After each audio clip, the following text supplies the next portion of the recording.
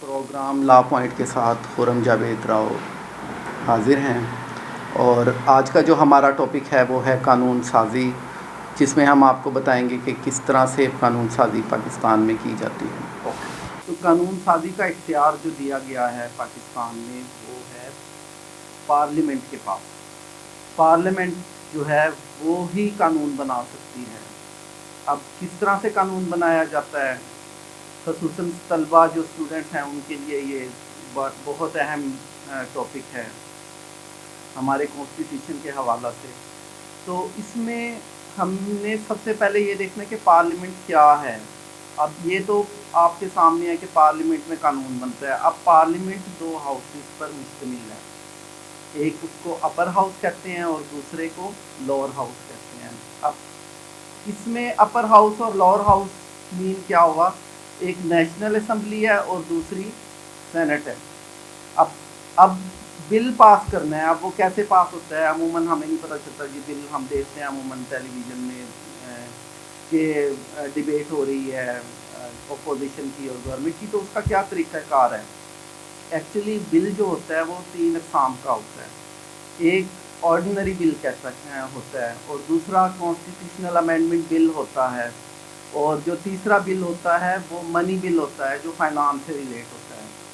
اب اس میں آرڈینری بل جو ہوتا ہے وہ اس کو کس طرح سے پیش کیا جاتا ہے، تو وہ ایک کوئی any member of the parliament جو ہے وہ اس کا انٹروڈکشن کرواتا ہے پرسنلی، ایک انٹروڈکشن کی صورت میں وہ ہاؤس میں پیش کیا جاتا ہے پارلیمنٹ کے کہ ہم اس بل کو منظور کروانا چاہتے ہیں۔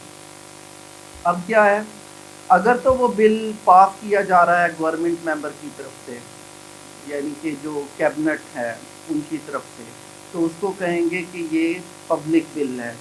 اگر وہ پیش کیا جا رہا ہے کسی اپوزیشن کے ممبر کی وجہ کی طرف سے، تو وہ بل جو ہے اس کو ہم کہیں گے یہ پرائیویٹ ممبر بل ہے۔ اب کیا ہوگا، جب یہ بل دیا جاتا ہے تو اس کا انٹروڈکشن ہوتا ہے، اور پھر اس میں یہ دیکھا جاتا ہے کہ unless anything repugnant to the Constitution of Islamic Republic of Pakistan، اس میں کوئی ایسی چیز اگر موجود ہے کہ وہ ہمارے آئین سے متصادم ہے یا انجیکشن آف اسلام سے متصادم ہے، تو اس کو ختم کیا جائے گا، اور اس کے لیے اگر اس بل میں کوئی ابہام پیدا ہوتا ہے تو اس کو اسلامک آئیڈیالوجی کونسل میں ریفر کر دیا جاتا ہے۔ اس میں دیکھا جاتا ہے کہ کہیں ہمارے جو ہے آئین سے متصادم تو نہیں ہے، کہیں یہ ہماری شریعت سے متصادم تو نہیں کر رہا۔ اگر وہ ہوتا ہے تو اس کو امینڈ کیا جاتا ہے، اور پھر دوبارہ سے وہ اس ہاؤس میں ٹرانسفر کر دیا جاتا ہے۔ چلیں، یہ تو ہو گیا۔ اب اس کے بعد کیا ہوتا ہے، یہ فرسٹ ریڈنگ میں آ جاتا ہے۔ اب کیا ہوتا ہے، سیکنڈ ریڈنگ میں اس بل پر ڈیبیٹ ہوتی ہے۔ آپ نے دیکھا ہوگا کہ بڑی بحث و تکرار ہوتی ہے اپوزیشن کی اور گورنمنٹ وزراء کی، تو اس میں بحث و تکرار میں عموماً جو ہے وہ بات لڑائی جھگڑے تک بھی چلی جاتی ہے۔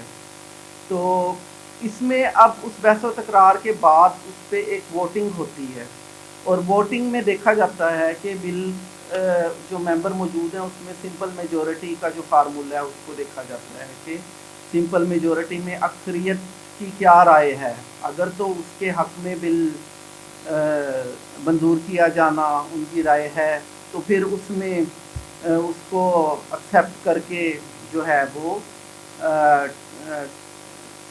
ٹرانسفر کر دیا جاتا ہے اس بل کو سیکنڈ ہاؤس میں۔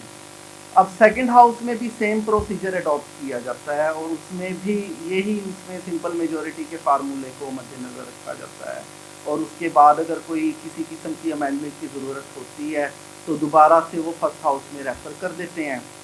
اگر کوئی اعتراض ہوتا ہے اور اس میں دونوں ہاؤسز میں کوئی کسی قسم کا اعتراض ہوتا ہے تو اس میں جوائنٹ سیشن بھی طلب کر لیا جاتا ہے اس میں۔ اس کے بعد یہ بل جو ہے وہ بھیجا جاتا ہے پریزیڈنٹ کے پاس۔